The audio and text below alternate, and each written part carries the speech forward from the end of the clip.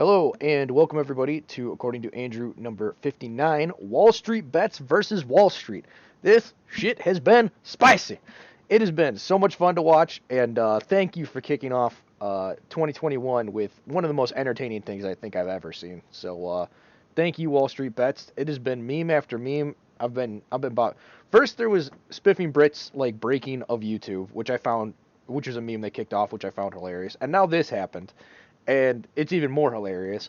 And it's just, whew, 2021 is shaping up to be good. Let's just put it that way.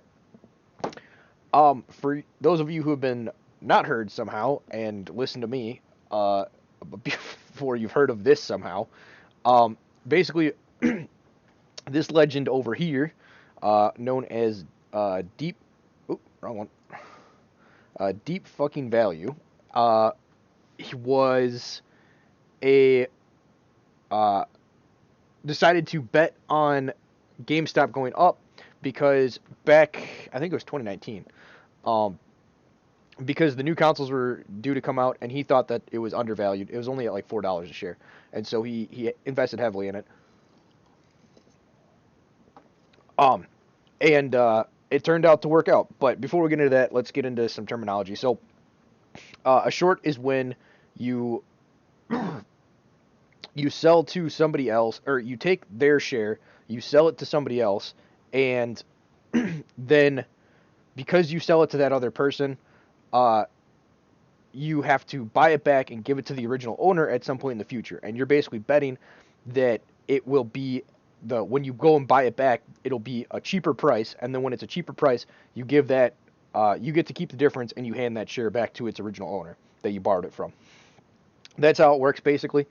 Um, and the way that these hedge firms were able to suppress the value of these stocks is by basically if you short them in mass. So yeah, so if you short, I think this is how this is working. Now, a couple disclaimers. I'm not a financial advisor. I do not own any of these stocks. That are being talked about, which is GameStop, Nokia, BlackBerry, and one other one. There's a couple more, and I'm sure this will expand. But anyway, um, and this is not financial advice. Do not take this as financial advice. All right, now that I got all the disclaimers out of the way, um, so I basically the way it works is you take the stock and you're supposed to take it from this person and sell it at the exact same value that you took it from him for to a new person. But if there's no buyer for that new thing, then it might force the price down until you can find a buyer for that new stock. But you still get it at the original value. I'm not sure if this is actually how it works. So, but I'm guessing this is how you're able to manipulate the market down, because you're able to put this downward pressure on it where it's like, well, see, nobody's buying this stock. And then it's like, well, if nobody wants to buy it, and the only reason it's being sold in the first place is because there's people that don't actually want to sell, that you're borrowing their stock from and trying to resell it. And so it can create this downward pressure. And I think that's what was going on, because what happened is they were there's like a certain rate at which like the stock turns on a typical basis, right? So let's say there's like 10,000 stocks, but like generally there's only going to be a percentage of that trade hands every single day. There's going to be those people that are holding it for the long term or have X, Y, and Z reason to hold. So this hedge firm that Citadel, which is getting buried right now, had a larger had it shorted more than the typical daily trade value, which makes it so that I think they can artificially pressure down the stock, because once they've shorted more than the normal trade value of the stock, now they're looking for a buyer, and because they've exceeded normal volume, there's no buyer available that would normally be there. But it's kind of an artificial there's no buyer, because it's because you've decided to short it. So this can pressure it down, but it can have the reverse effect, which is what Wall Street Bets did to these people. So because they're beyond the limit, and in shorts, because so when you buy a stock, you can't be forced out of your buy position by like the brokerage, because there's a limit to your risk, right? If you buy a stock for, let's take GameStop. GameStop was trading initially at like $4. So if you put $4 in, or even if you do it right now at $200 or $350 or whatever, and let's say you buy one stock, that is the cap to your risk, right? You can lose all $350 and it's gone. But you'd already given the brokerage $350, so they know you're good for it. On the flip side, if you short sell, you're what you're in for, you can lose far more than what you're in for, right?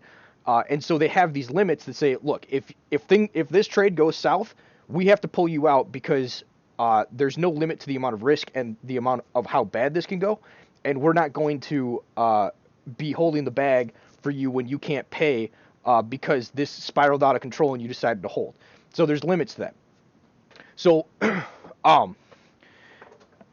so basically what happened is GameStop they bought up a bunch of these shares of GameStop, and because they decided they wanted to hold their stock, and they were starting to hit these limits on Citadel, which kind of created a chain reaction. So it's like, okay, well, these people have to sell when the stock hits this dollar figure, and then but there's no one that's willing to sell at that dollar figure. So now it goes up to this higher dollar figure as they're trying to find someone who's willing to sell it at a certain price. And so that skyrockets it up. And as it skyrockets it up, it keeps hitting those thresholds of the next short, where it's like, okay, well, this person's limit was 15. Well, there's no buyer at 15, so then it creeps up to 16. Now it hits the limit of the person at 16. And now you've added another person that needs to all of a sudden buy the stock. So now there's more demand for the stock, making it shoot up faster, making it hit the next ceiling. And so you kind of just create this ladder, and it's called a short squeeze, where you squeeze all the people out. And the thing is, I think they got squeezed a little bit, but there's a lot more. I think they have a lot more risk, and their total supposed risk right now is $70 billion. That's with a B, people. That's a lot of fucking money. So this guy had initially started it just because he thought Wall Street, the stock he felt was undervalued because the new GameStop is not going to be a super healthy stock long term. Let's be real. But the new consoles had just come out, and there's a lot of demand for them, and they had also just increased an online presence, and so they should have seen a bump in their stock because their sales and stuff were up. So that didn't happen, and then a war started. So then people started buying in. So we got, well, before we get to there, so the stock shot up, right? I should have taken a picture of the stock. Anyway, and then all of a sudden, all these trading brokerages decided that they didn't want their friends to get hurt, so then they shut everything down. And by shutting things down, they didn't lose money. They broke the law, but they're betting that the laws that they broke are going to cost them less than the class action suit or whatever. Currently, they're filing a class action suit, but I think there's a better option. We'll get to that later. So we'll see what goes on there. So as this thing shot up and they shut these things down, a lot of these firms doubled down on shorting this stock. Mainly because at a certain point, like how much Wall Street Blitz has inflated this thing, it is going to be a good stock to short, because maybe it doesn't fall down to $4 again, but like, what is it at right now? Like 400? Like, it is super inflated. Like, let's say it's just the natural resting place for it should be like $30. I'm not sure if that's exactly what it is, but even then, if you shorted the stock right now from $30 to $300 to $30, that's like 100 times profit. Like, that's a good short to sit on. Now, Wall Street Bets has the ire of all of Wall Street. I suggest not shorting this thing, but it's going to be a good play in the future. So what do we got here? So they shut trading down, and what happened there was this. So a guy on Wall Street Bets wrote this out, and I thought he did a good job of explaining it, so I'm just going to read what he did. Hello, dear autists and some new joiners who are about to hop on the train. This is an unprecedented moment in financial history. The establishment is balls deep in each other's arses, and we saw that the Citadel, Robinhood, .72, Stephen Cohen collusion yesterday. And to clarify, so Robinhood made it so that you could not trade, that the retail people, basically everyday people like you and me, they only had the option. They could sell their stocks, but they could not buy more stock. And there was a couple people that were forced out of their positions. I wasn't able to find the picture of the actual thing that I saw that, but some people were uh, Robinhood force sold their stocks when they didn't want to sell their stocks, which is definitely illegal. Basically citing, oh, it's volatility and you're just a plebeian and you don't understand, kind of things. But in reality, it was to protect their own butt because Citadel is the one that has this thing super shorted, and Robinhood is the brokerage that most of these people go through. Um, and so they did this to cover them. Supposedly, this group got a call from the Robinhood group got a call from the White House, which is kind of interesting. So let's see, Wall Street burning. Here we go. So here's an insider from Robinhood from the other day. I work at Robinhood. Don't kill me. Low level technical shit, computer science major, not financial side. Guess what I overheard today? Vladimir, yes, Vladimir, the C-suite receiving, and the C-suite receiving calls from Sequoia Capital and the White House that pressured them into closing trading on GME and etc. Sequoia Capital, I believe, handles a lot of the U.S. bonds, but I could be wrong. I guarantee you the same took place at E-Trade and others who closed trading. File reports on the SEC page. If I wasn't scared to be out of work in a pandemic, I'd quit. I'm disgusted. We need to rise up and take this bad. This is bad, and as it gets when we're talking about the rich get one set of rules and the rest of us get screwed over and over and over again. Left to bail them out and pick up the tab for their trillion-dollar tax breaks. We need to pile pressure on every government and financial institution involved in this travesty of justice. I'm taking a massive career risk even posting this here, but fuck these motherfuckers. So much for rule of law. If it isn't communist, it's not communistic in the slightest to observe that corporations are now obviously a significant part of the problem. So that was one take, and that leads us into this whole thing about the Citadel Robinhood relationship. So, holy crap, I forgot there was so much stuff here. It's amazing what you can glean from memes. So you have the Citadel Robinhood relationship and how that all played out. So for those who missed what happened, Robinhood and other brokerage platforms coordinated a short attack on the retail investors by blocking buy orders and allowing only sell orders. This resulted in a near evaporation of buy volume and a panic selling from a lot of understandably concerned stockholders. It can be construed that this was happening on the orders of the Great Citadel. Basically, it can be construed as that was the squeeze, who may have profited off opening short positions at the top. This was seen and caught by multiple order flow traders who noticed block trades. A short ladder was initiated. They closed gates to retail, and the short ladder is what I was talking about, where one person, basically one person being forced out over the next, and it just goes and goes and goes.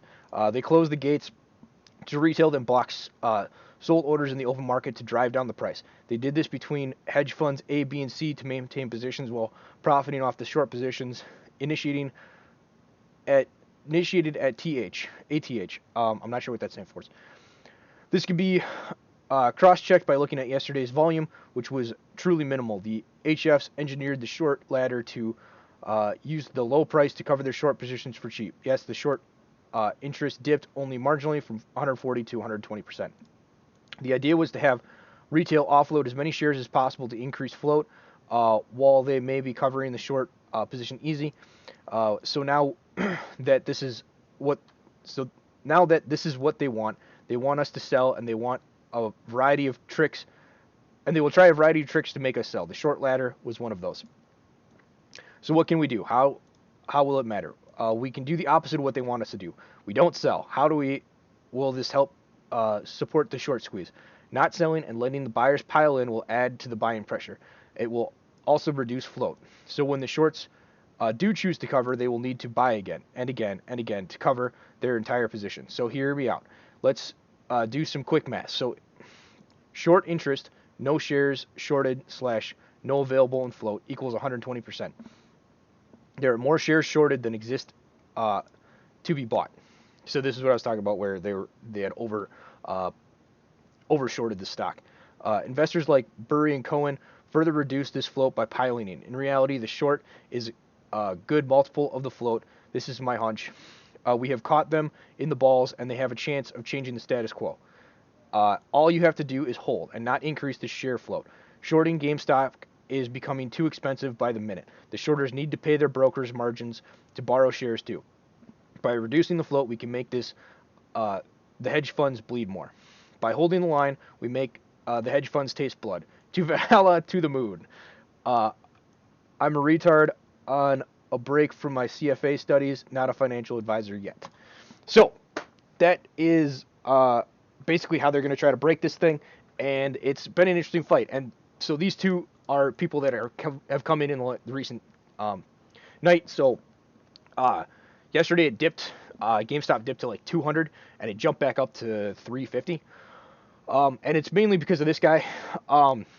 He says, I'll be buying $1 million worth of GameStop tonight from Asia when the markets open. Wall Street Bets community know that over 4 billion Asian community and 200 million TXR community are behind you. Watch out, Asians are coming. And Europeans have been piling in. Ethan from H3H3 Productions has been piling in. Basically, it's like the little man kind of thing. Now, there are other angles to this, right? Whenever there's a scheme going on, there's people with their different angles and all the different things that are going on. So now we got some foundational stuff. I think it's interesting to kind of look at this Asian investor in a fifth generation warfare context, right? So he's piling in. Maybe it's a fun thing. Maybe it's something he sees as a good investment or stuff. But another angle that he could potentially be looking at is if we can squeeze these hedge funds and absolutely demolish Wall Street, it puts the Asian market in a really good spot to take over as the new monetary overlords and leave Wall Street in the dust. So if we completely obliterate Wall Street, which is kind of where the Americans are at, someone is going to replace the hedge funds, right? The government gets replaced by the warlord when there's anarchy. And when Wall Street goes down, it will be replaced by someone. Now, Wall Street is so corrupt and so bad, it's hard to imagine something worse. So we got kind of that going for us. But the matter of the fact is, if Asian gets a hold of it, they have no semblance of playing fair games. So it'll be like, oh, you're not playing by the rules. And Asia will be like, yes, because the rules are supposed to favor us, and that's how this works. And it'll probably just create like a more bifurcated economy, which is something that we seem to be moving towards anyway, so it's probably fine. But it is something to consider.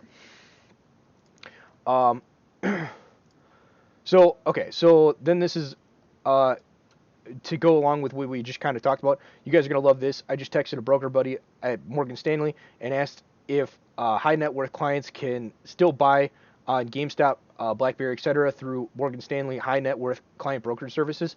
And basically what that means is what that guy had said. Most normal people were prevented from buying any stocks the other day in those key stocks that have been very volatile and that people wanted to do.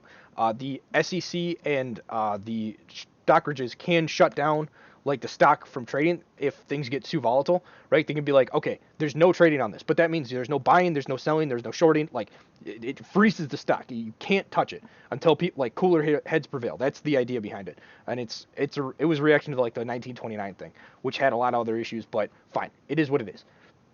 But that isn't what happened yesterday. He goes, fuck yeah, only people locked out are the internet plebs. High net worth means that you have 100 plus million invested with the firm, which has been my suspicion since this thing first started. Brokerages are still able to process trades on these equities. It's just the platforms themselves plus markets freezing activity, so that if you've got money, Morgan Stanley will allow you to make a trade, then honor your trade whenever the circuit broker are flipped back on and net you out at whatever the current price is. And this is just somebody that's kind of blasting Robinhood. Robinhood got demolished the other day, where they went from like a pretty highly rated app to like 0 reviews the other day, which is kind of interesting. And this is just people in India piling, or no, that's Egypt, piling in. Um, those on, oh, this is Thinkorswim. With large enough account sizes, were allowed to trade GME, AMC, and BBBY. I'm not sure which that one is. After calling private account managers, so it wasn't even blocked for the wealthy who were able to front run with RH and held the orders before liquidation. So that goes with the other thing that we just saw, and it's just kind of reaffirming what we've been seeing. A run on volatile arbitration hedge fund. So I know people will label me a suit. That's fine, but believe me, the free trade, especially for the people, brokers stop people from buying and selling, seems like market manipulation to me. It's sad, honestly. So, and that's the thing. All the hedge fund people have been screaming market manipulation while doing the same. And that's like the classic thing. The hedge fund Screamout is what it's. The hedge fund manager punches you as they scream out in pain, right? They're dirty, manipulative, awful people. And this was supposed to be today, where 50% of GME gamma expires today. I'm not sure what that means. I'm guessing it's the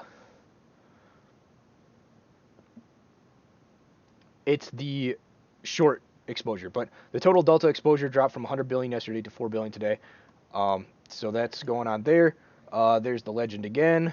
Okay, so we're back at the beginning there. What do we got here? So this is interesting. So this is a way that these firms are going to try to fight against you. So the main way that people have been able to get this stuff. Thank you, PJW. So apparently they shorted 140% of the total shares in existence, which is insane and very, very dumb.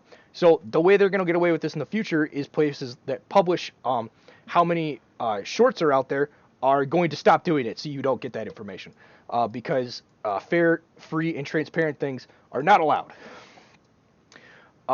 So that is what's going on with that. So that'll be interesting to see what the plan is going forward to kind of try to get this information. Maybe there will be people that replace people like Citron Research, which will publish this stuff or have a way to get into this information. But it definitely seems like there's more of a plebeian and upper class divide more and more as we're going through.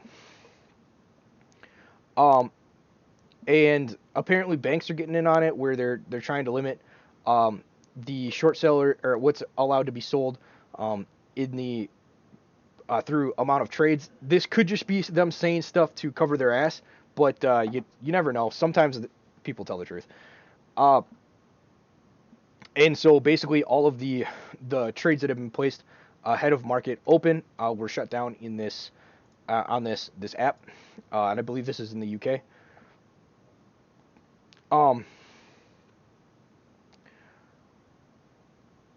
Okay, so, and this is just talking about the connection between Citadel and Robinhood, and we're back to the beginning. Okay, so last couple of things.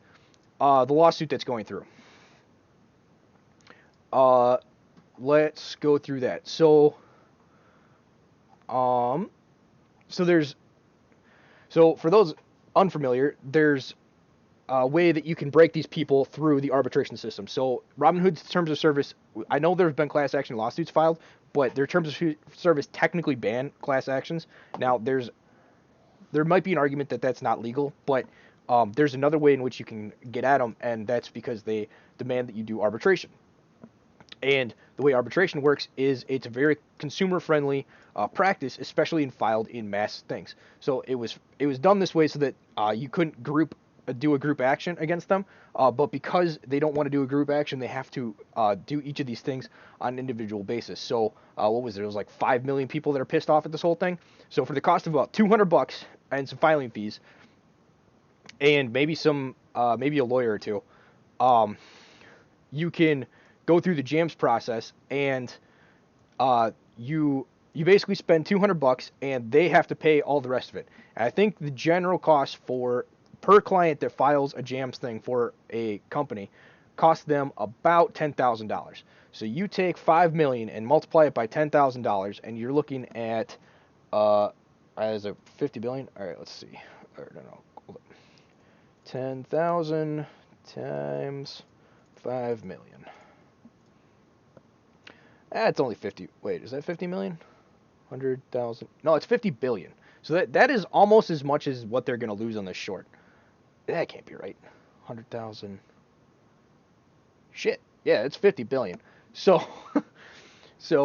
yeah, Robinhood's done. If all of those people file class actions. So or not class actions, if they all arbitrate. So this is the thing that all these tech giants have really messed up when it comes to this stuff. And it's very interesting to watch this whole thing unfold because it's very Joker-esque, where nobody cares. They're like, you're going to lose all this money, blah, blah, blah. And they're like, it's never been about the money.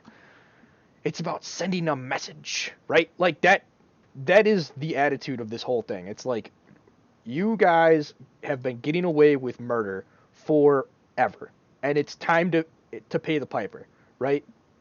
What, just like, you think you could get away with this for infinite amounts of time? It's ridiculous. So that kind of wraps up all the stuff that's been going on. It has been pretty crazy, but definitely get in the definitely look into the arbitration thing. It's worth your time. A good model for that is the arbitration that just finished up for Owen Benjamin against Patreon. That is probably a solid model for what you should be doing going forward. I don't know where to find that information, but I'm sure if you do some digging, you can find it, because it should be publicly available, I believe. So those, and there's definitely some videos out there explaining that arbitration, how it works. So check that out as a basis for what you could do to burn Wall Street to the ground even more, and it will be interesting to see what happens. Anyway, that I think wraps up what we were talking about today. There's a whole bunch of craziness going on. This has been really fun to watch, and I thank you, Wall Street Bets, for making 2021 a wild and exciting time. So anyway, hopefully you guys all have a good day. I'm on YouTube, BitChute, or Odyssey, and Podbean, so you can find me there. And thank you guys very much for watching, and goodbye.